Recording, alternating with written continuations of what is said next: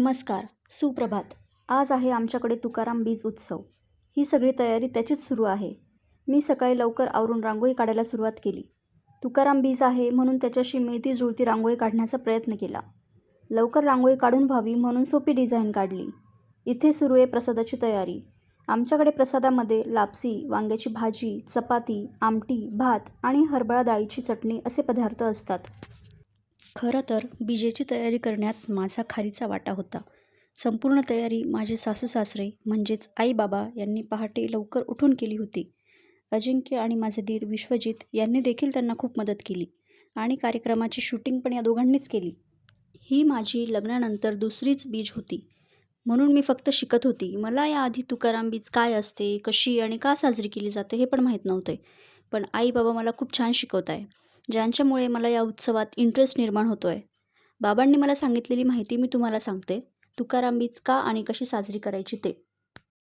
आम्ही जातो आमुच्या गावा, आमुचा राम राम घ्यावा, असं म्हणत संत तुकाराम महाराज वैकुंठाला गेले.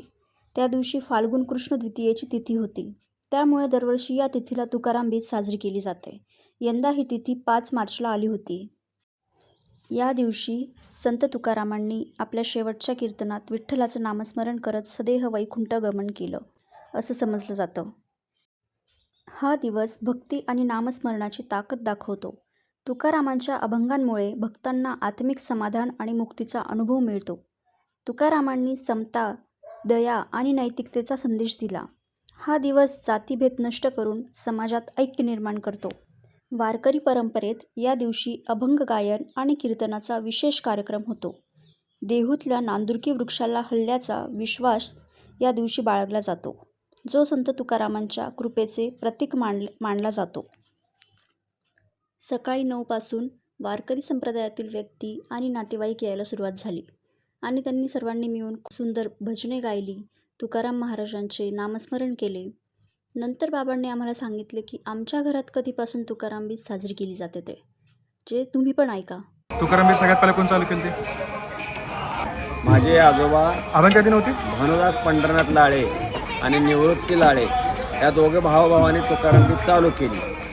दत्तात्रय भरत लाळे यांनी समर्थ कृपेने आणि वाडवडिलांच्या आशीर्वादाने ही परंपरा पुढे नेलेली आहे. आता माझ्याबरोबर माझे 2 मुलं विश्वजित दत्तात्रय लाळे आणि अजिंक्य लाळे. हा, इकडे बघ झालं.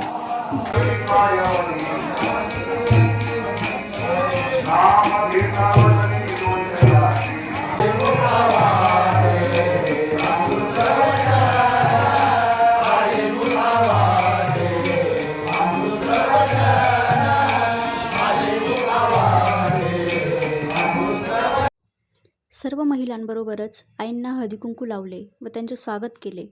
बरोबर दुपारी 12 वाजता गुलाल टाकला. संत तुकाराम महाराजांची आरती केली आणि नामस्मरण केले.